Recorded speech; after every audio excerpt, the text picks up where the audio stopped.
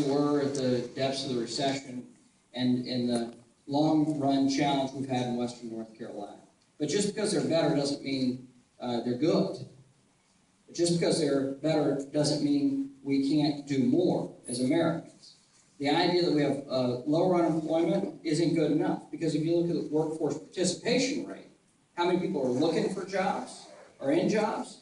It's the lowest it's been in, well, about 40 years.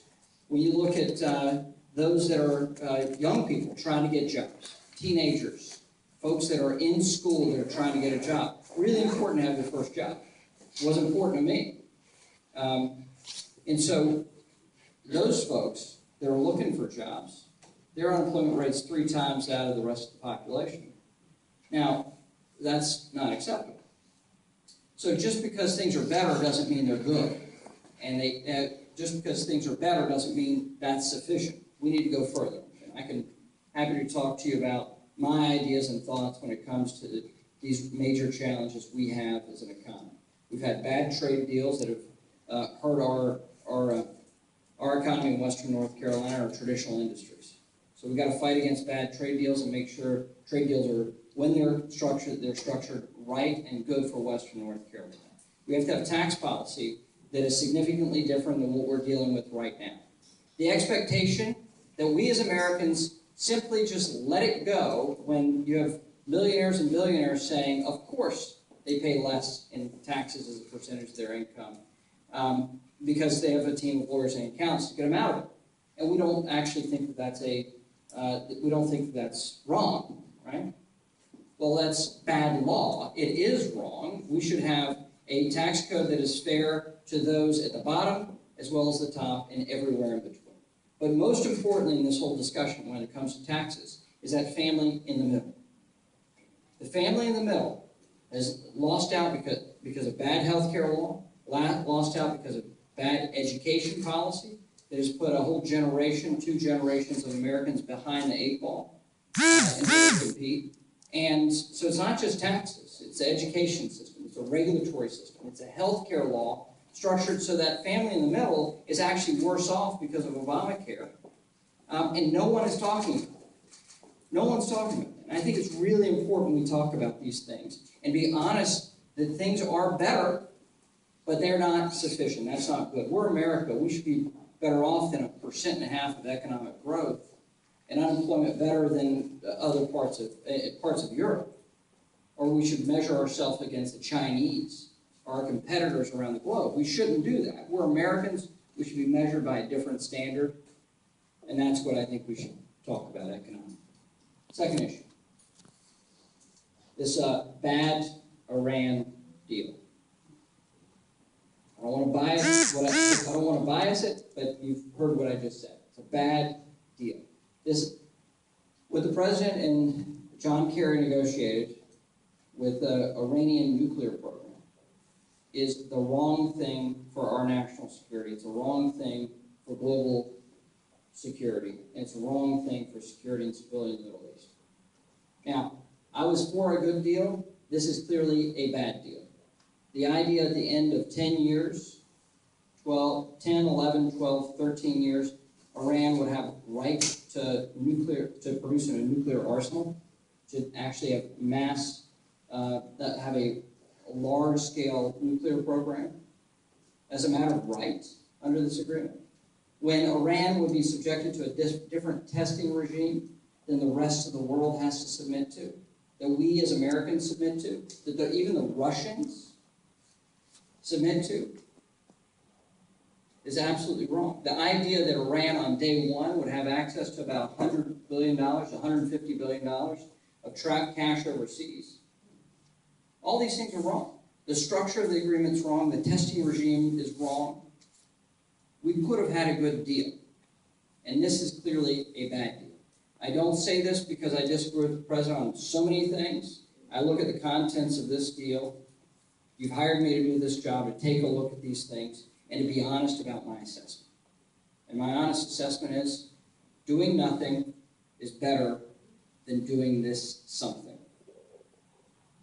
So I want to give you my sense on those. The economy is such a major issue, and I don't want to lose sight of that. Because people don't have a job, and it's hard to talk about these other issues. And I want to give you a sense of my view when it comes to the Iran.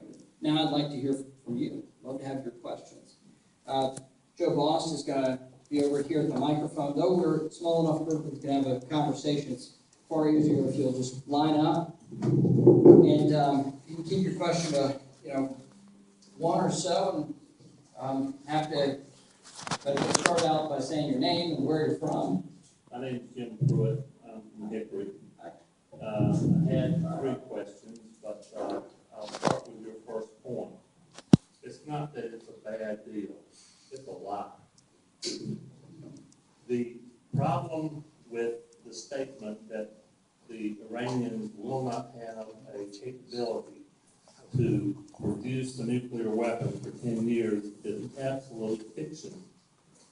Actually, the only thing that the Iranians can use the 5,000 centrifuges for is highly enriched uranium, because at 5,000 centrifuges, you do not have sufficient capacity to produce low enrichment uranium fuels for light water reactors. 12 cascades of 196 centrifuges will produce 90 kilograms of highly enriched at 90 to 95% U-235 per year. You need 25 kilograms of highly enriched uranium to produce a small, efficient nuclear device. That does not give you a 10-year to break out. That gives you 3 months to break out at any time, with them policing their own house. How can the Senate and the House entertain any type of affirmation of a system of controls that is based on an absolute fundamental lie? Well, I addressed in very shorthand my opposition to it. What I didn't mention is this. So if you just assume what the President said, and the Secretary of Energy publicly said, and the Secretary of State publicly said, at the end of that state, under their assumptions, Under the physics. No. I'm just telling, okay. You're talking about this, and I assume that you must have a background in nuclear, nuclear energy.